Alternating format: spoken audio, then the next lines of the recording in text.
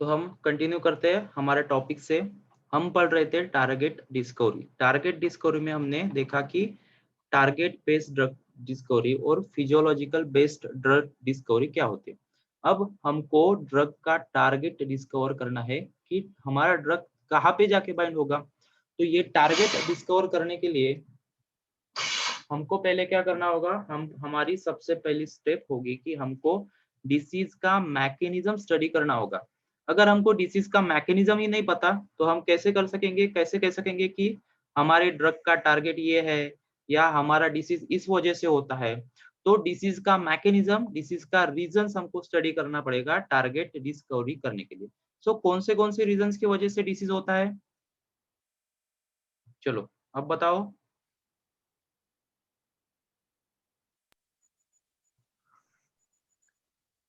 So due to viruses, bacteria, and as he has told previously, protein proper अगर in protein unfolding नहीं हो properly तो वो होगा हाँ, mutation अगर that may also lead to disease. Mutation की वजह से हो सकता है। सो डिसीज मैकेनिज्म किसको बोलते हैं? So disease mechanism defines the possible cause, मतलब उस डिसीज का क्या कॉज हो सकता है, कॉज ऑफ पर्टिकुलर डिसऑर्डर, उस डिसऑर्डर का क्या कॉज हो सकता है, एज वेल एज पाथ और फिनोटाइप ऑफ द डिसीज। मतलब उस डिसीज को पूरी तरीके से स्टडी करना, इसका मतलब होता है डिसीज मैकेनिज्म। शुरुआती इन्फेक्शन से या शुरुआती रीजन से या लास्ट तक डिसीज किस तरीके से उसका फिनोटाइप शो करता है, उसका फिजियोलॉजी पे किस तरीके से इफेक्ट शो करता है, ये सब स्टडी करना है हमको किसमें, डिसीज मैकेनिज्म में। अगर हमको डिसीज मैकेनिज्म ही नहीं पता तो हम ड्रग का टारगेट डिस्कवर नहीं कर सकते। डिसीज का रीजन क्या होता है, डिसीज किस तरीके से किस वजह से हमको कॉज हुआ, ये अगर हमको पता चल गया तो हम ड्रग का टारगेट आसानी से ढूंढ सकते हैं। Understanding the disease mechanism directs research and formulates the possible treatment to slow or reverse the process। मतलब डिसीज को स्लो कर सकते हैं या डिसीज की कंडीशन को रिवर्स कर सकते हैं या टोटली क्योर कर सकते हैं। इसीलिए हमको डिसीज मैकेनिज्म नो होना जरूरी होता है। So diseases are classified, disease mechanism are broadly classified into the following groups. अब डिसीज कैसे कैसे होते हैं, तो चलो अब हम डिसीज के टाइप देखते हैं, डिसीज मैकेनिज्म के टाइप देखते हैं। सो फर्स्ट टाइप है हमारा डिफेक्ट इन डिस्टिंक्ट जीन और जेनेटिक डिसऑर्डर। अब हम एक एक टाइप डिस्कस करते हैं और आप एक एक टाइप का हमको एक आधा एग्जांपल बताइए। चलो कौन बताएगा पहले? डिफेक्ट इन डिस्टिंक्ट जीन मतलब एक आधे जीन में डिफेक्ट होने के बाद जेनेटिक डिसऑर्डर्स हमको होता है। एक आधे जेनेटिक डिसऑर्डर्स का एग्जांपल बताओ चलो। mad cow disease, sickle cell anaemia, sickle cell anaemia, haemophilia, haemophilia. Very good, होशियार बच्चे हो आप लोग सब। कि क्या होता है कि हमारे जीन में, हमारे डीएनए में, डीएनए क्या करता है, डीएनए कुछ एमआरएनए बनाता है। एमआरएनए क्या करता है, ट्रांसलेशन प्रोसेस से कोई प्रोटीन बनाता है। अब ये जो प्रोटीन है, ये प्रोटीन है, ये या तो एंजाइम की तरह काम करते हैं या फिर इसका कुछ अदर स्ट्रक्चरल मैकेनिज्म होता है, स्ट्रक्चरल इनका फंक्शन हो सकता है प्रोटीन्स का। तो ये प्रोटीन्स या एंजाइम्स क्या करते हैं, हमारे मेटाबॉलिज्म को रेगुलेट करने के लिए काम करते हैं। मेटाबॉलिज्म को रेगुलेट करने के लिए काम करते हैं, कोई मेटाबॉलिक एक्टिविटी कराते हैं, कोई स्ट्रक्चर फॉर्म करते हैं, कोई स्ट्रक्चर का फॉर्मेशन करते हैं। तो ये सब काम होता है किसका, प्रोटीन्स का या फिर एंजाइम्स का। ये सब कोडेड किसमें होते हैं, ये सब लैंग्वेज कोडेड किसमें होते हैं, ये सब लैंग्वेज कोडेड होता है हमारे डीएनए में। अगर आपको तो सब पता होगा, मॉलिक्यूलर बायोलॉजी वाले स्टूडेंट हो आप लोग। डीएनए में म्यूटेशन अगर किसी जगह पे हुआ तो प्रोटीन में डेफिशिएंसी आ जाएगी। एक तो पूरा का पूरा प्रोटीन बनेगा नहीं या फिर डिफॉल्ट प्रोटीन बनेगा, उसके 3D कन्फर्मेशन में फॉल्ट आ जाएगा। 3D कन्फर्मेशन में फॉल्ट आने के बाद उस एंजाइम के ऊपर उसका सबस्ट्रेट बाइंड नहीं होगा। सबस्ट्रेट बाइंड नहीं होगा तो उस सबस्ट्रेट का प्रोडक्ट में कन्वर्शन नहीं होगा। प्रोडक्ट में कन्वर्शन नहीं होगा तो किसी तरीके का जेनेटिक डिसऑर्डर हमारे बॉडी में आएगा और उसी जेनेटिक डिसऑर्डर को किया है हमने, कंसीडर किया है हमने डिसीज, स्पेसिफिकली डिसीज कंसीडर किया है। उसके बाद इन्फेक्शन बाय बैक्टीरिया, बैक्टीरिया से होने वाले कोई डिसीज का नाम बताओ चलो। टाइफाइड, टाइफाइड,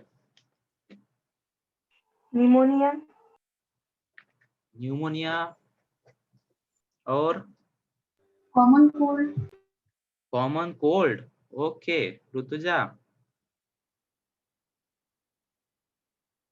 सो कॉमन कोल्ड बेटा बैक्टीरिया से नहीं होता, वो वायरल इन्फेक्शन होता है। सो बैक्टीरियल इन्फेक्शन में कॉमन से example cholera, tuberculosis, plague, anthrax ऐसे होते हैं बैक्टीरियल इन्फेक्शन के examples. Fungal infection,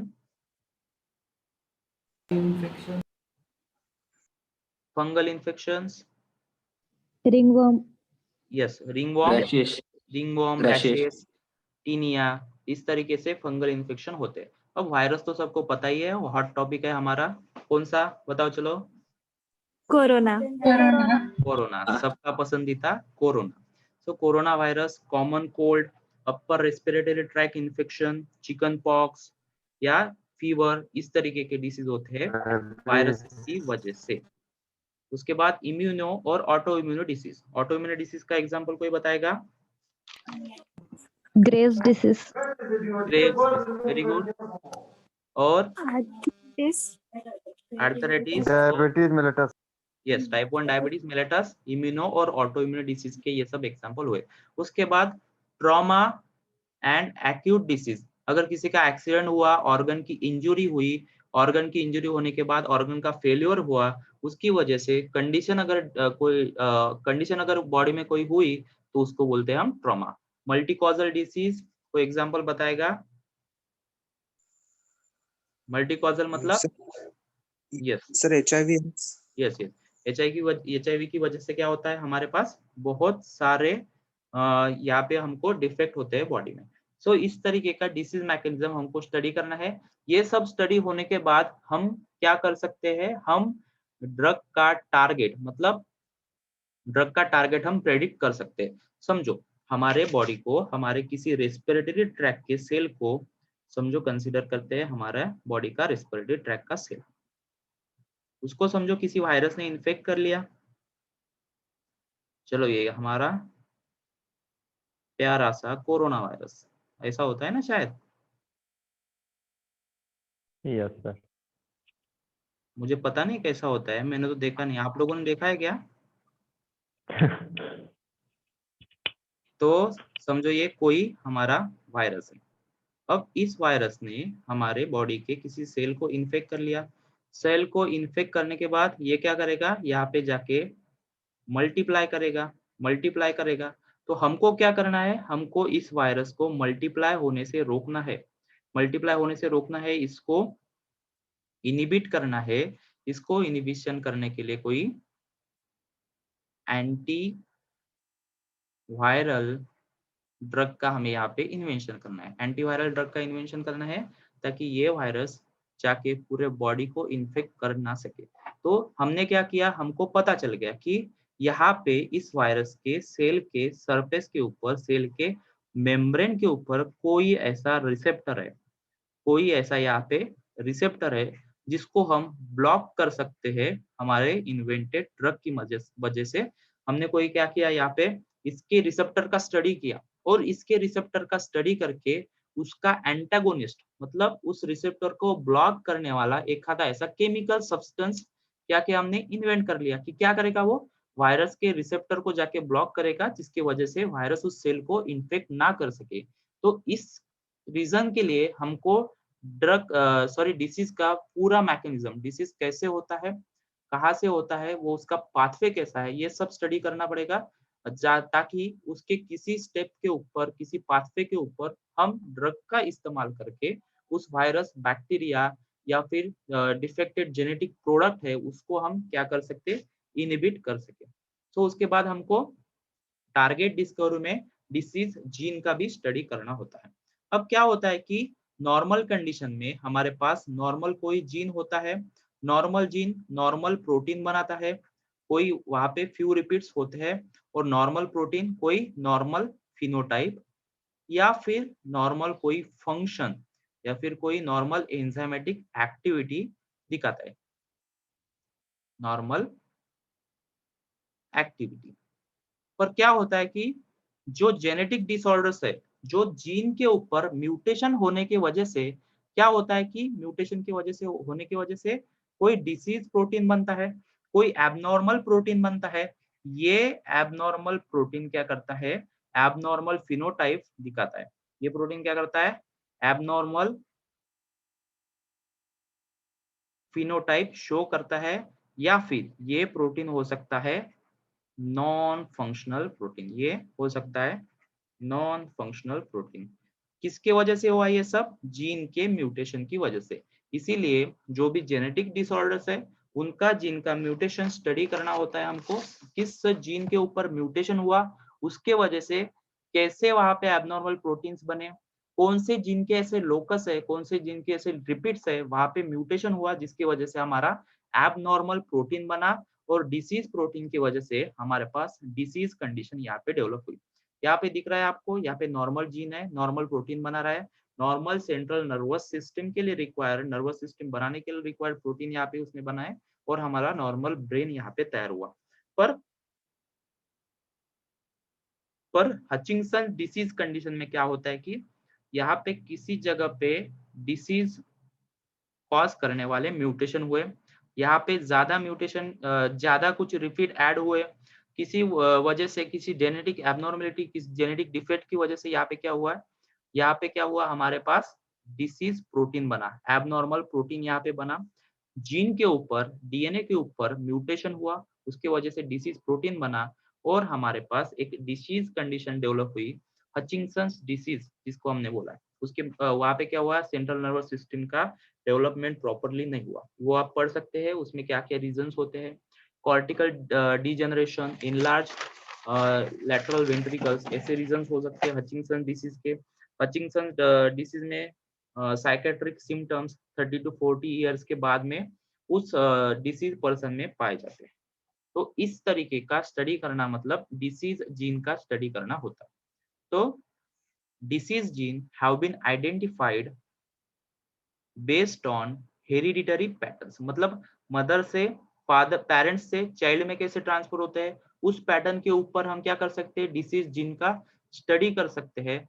DNA sequence, जब डीएनए सीक्वेंसिंग की टेक्निक हमारे पास नहीं थी, जब ह्यूमन जीनोम के डीएनए सीक्वेंस हमारे पास अवेलेबल नहीं थे, उतनी ज्यादा वहां पे टेक्निक्स डेवलप नहीं हुई थी, तो उस जमाने में क्या हुआ करता था कि हेरिडिटरी पैटर्न्स के ऊपर, मतलब पेरेंट्स से ऑफस्क्रीन के ऊपर जाने के कितने चांसेस है, उसके ऊपर, हेरिडिटरी पैटर्न्स के ऊपर क्या होता था, जेनेटिकल डिसऑर्डर्स स्टडी किए जाते हैं following and original founder mutation. ये जो है जो डिसीज दिया है, एग्जांपल फिनिलकीटोयूरिया, सिस्टिक फाइब्रोसिस, हचिंगसंस डिसीज, ये जो है वो उसके बाद इन्वेंट किए गए।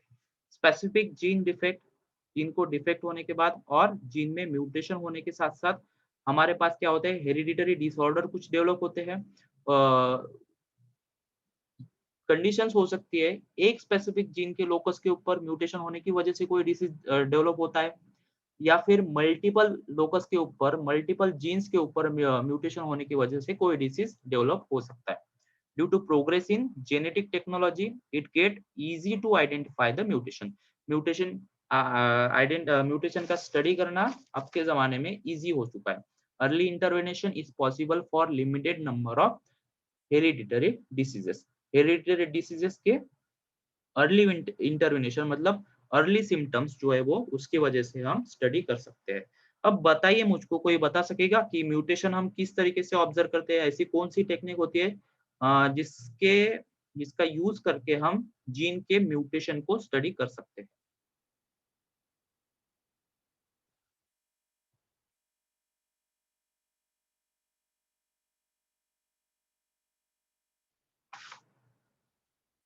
कोई बताएगा? Sequencing, DNA sequencing, okay. और gel electrophoresis.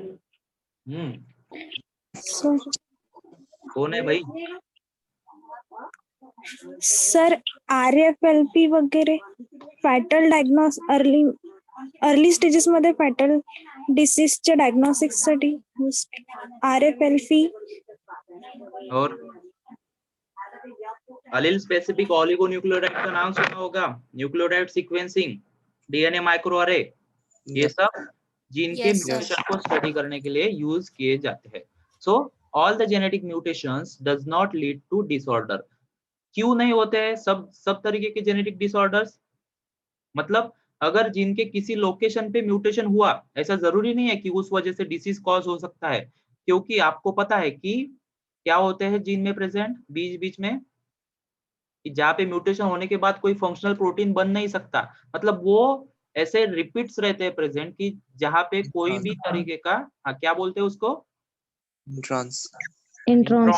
Yes, very good. All the genetic mutation does not lead to disorder. So no mutated gene decide personal risks to develop particular disease. इसके वजह से अब BRCA जीन का example लेते हैं हम. BRCA gene में अगर म्यूटेशन हुआ तो ब्रेस्ट कैंसर का रिस्क यहाँ पे हो सकता है. However, this risk does not always equal to 100%. BRCA gene में 100% अगर म्यूटेशन हुआ तो ऐसा नहीं हो सकता है कि 100% डिसीज कॉज हो. And individual bearing certain BRCA mutation में नेवर डेवलप अ कैंसर. ये सब किस कंडीशन की वजह से हो सकता है? क्योंकि हर इंसान के एनवायरमेंटल फैक्टर जैसे diet, toxic exposure, trauma, stress या other life experiences are assume to interact with genetic susceptibility. Genetic susceptibility genes को सपोर्ट करने वाले जैसे डाइट होता है, डाइट में किस तरीके का डाइट लेते हैं हम, टॉक्सिक एक्सपोजर, ट्रॉमा, स्ट्रेस और लाइफ एक्सपीरियंसेस, इनके वजह से सब हमारे बॉडी का फंक्शनिंग प्रॉपरली चलता है. हमारे बॉडी के ऊपर ये सब फैक्टर जो है वो इफेक्ट डालते हैं और इसके ऊपर हमारे जो है डिसीज कंडीशन डेवलप होगी या नहीं, ये सब इसके ऊपर डेवलप हो सकता है.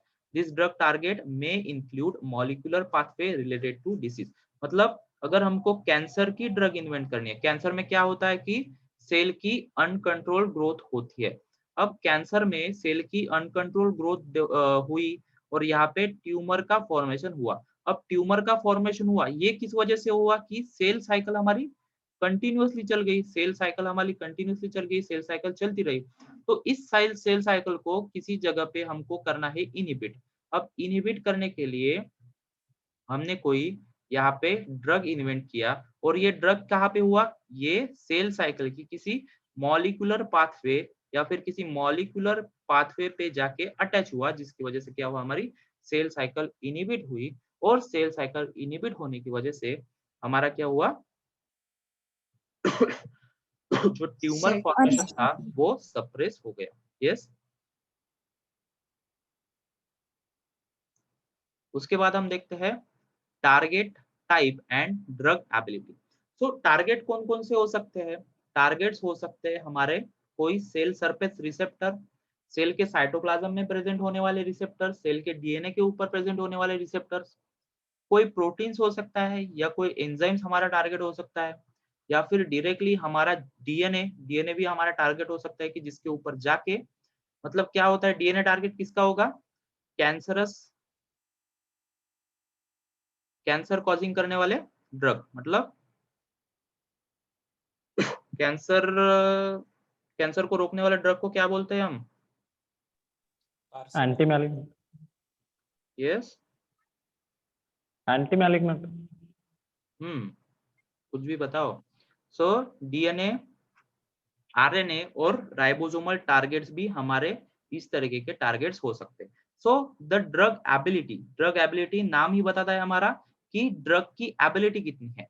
Drug ability of the given target is defined either by how well the therapeutic such as small molecular drug or antibodies can access the target. एखादा ड्रग किस तरीके से उसका टारगेट एक्सेस कर सकता है, उसकी एबिलिटी कितनी है, इसको बोलते हैं ड्रग एबिलिटी. टारगेट डिस्कवरी करने के लिए हमको उस ड्रग की एबिलिटी, टारगेट का टाइप अच्छी तरीके से स्टडी करना होता है. The points to study druggability include cellular location, किस सेल के लोकेशन पे जाके वो एक्ट करेगा, डेवलपमेंट ऑफ रेजिस्टेंस, बॉडी क्या उस ड्रग के अगेंस्ट रेजिस्टेंस डेवलप कर सकती है या नहीं, उस ड्रग का ट्रांसपोर्ट कैसे होगा, आप अपना जो डिजायर लोकेशन है उस डिजायर लोकेशन पे ड्रग किस तरीके से जाके ट्रांसपोर्ट होगा, सच एज एक्सपोर्ट पंप्स, मतलब वो ड्रग क्या सेल के बाहर भेजा जा सकता है, साइड इफेक्ट्स, उस ड्रग के side effect, toxicity and other relevant data are called as druggability. ये सब स्टडी करना मतलब ड्रग की एबिलिटी स्टडी करना, ड्रग किस तरीके से काम करता है, ड्रग का इतना एबिलिटी है उस टारगेट के ऊपर जाके बाइंड होने का, that concept is called as drug ability.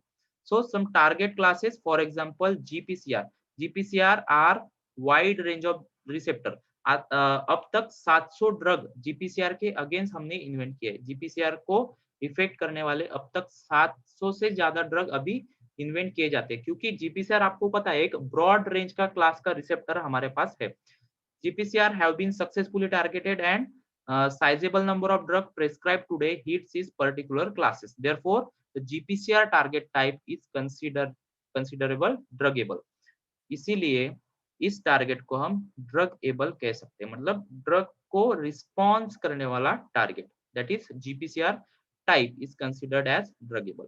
तो इसी तरीके से हमको क्या करना है, ड्रगेबल टारगेट्स ढूंढना है, ड्रग की एबिलिटी हमको चेक करना है, टारगेट का टाइप हमको चेक करना है। सो यहाँ तक हमने पढ़ लिया, बाकी का हम पढ़ते हैं अगले लेक्चर में। किसी को कोई प्रॉब्लम?